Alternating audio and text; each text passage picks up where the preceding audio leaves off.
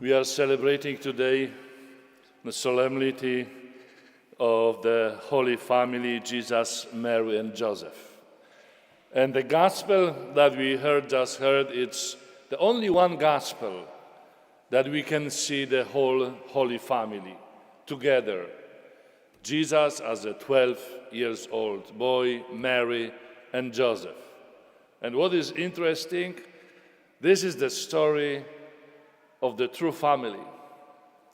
The story that is not so easy, but there is something inside. Is there some trouble? And who is troublemaker? Jesus, of course. Really? Who was lost in this homily, or in this gospel? It was Jesus who was lost, or it was parents that were lost? If we will think about this, we have arguments for the both sides. Parents, Mary and Joseph, could say, Jesus was lost, he didn't join us to going back to Nazareth, he stayed in Jerusalem. What Jesus will say, hey, we go to the Jerusalem for the reason. Why I will leave Jerusalem if I have a work in Jerusalem? So parents, they didn't think, and they go back home, not even thinking that they should be here in Jerusalem. So the arguments become between Jesus and parents. This is why I like this gospel, because it's showing family true. Not only, oh, so cute, so sweet, but sometimes troubles. I will ask you, parents, imagine that your 12 years old was lost. No idea where he is. And you will find him. After 1 day, after 2 days, 3 days, I can't even imagine. And how you will act. You will be, oh, so good to see you back. Thank you that you come back home. Oh, you'll be big cross. Oh, it will like, what are you thinking? Imagine that this has happened with teenager. Even worse. But you teenagers think, you 12 years old, think how you will feel when you know, because Jesus, he knows that he is doing right. He knows that he is doing right. And the parents are coming, you know that you have right. And parents are coming and crossing you and yelling at you. And you want to explain them that they are wrong. They are not listening to you at all. Even in the gospel, we're hearing that Mary and Joseph don't understand what Jesus is talking to them. And hey, parents, imagine that sometimes you will not understand what your kids want to explain to you. It could happen. Oh, yes. I remember when I was 12 years old and I tried to explain something to my parents. They don't have idea what I'm talking about. You know, we can call this, different between generations or in so many ways. But this has happened in our families. And what we can learn today from the Holy Family?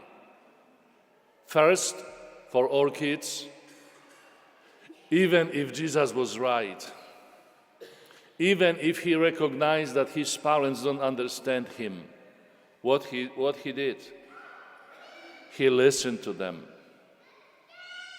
He went back with them to Nazareth and was a good child, always listening, not making any more troubles. To all kids, yes, sometimes I'm saying right now as a kid, sometimes we have a right, but we have to be obedient to our parents. We have to be obedient to our parents because this is our job. We can try to explain, but never ever with anger.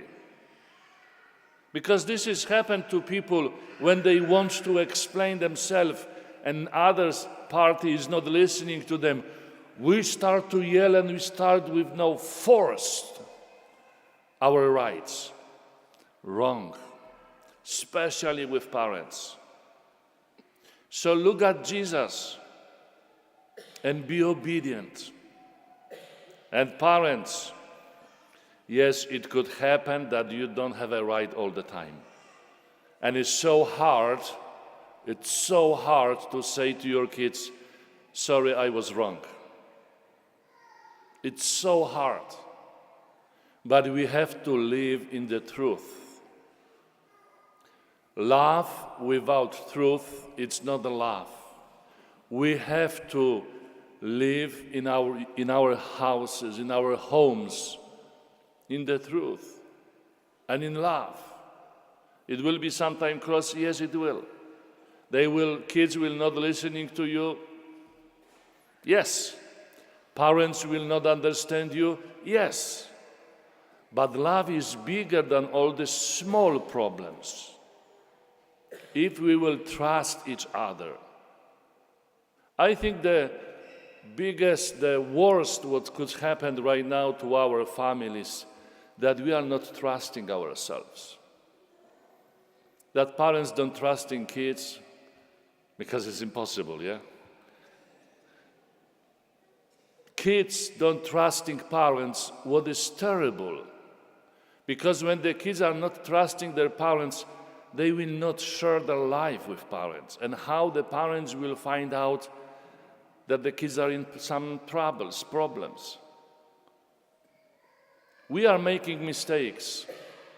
Everyone, parents and kids, husband and wife, just sit down and talk without judging, with love, to try to help.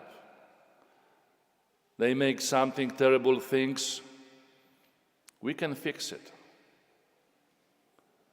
They make mistakes, we can forgive it. More important is that we can fix it all together, only together. May our families, may your families will be a place of understanding each other. Amen.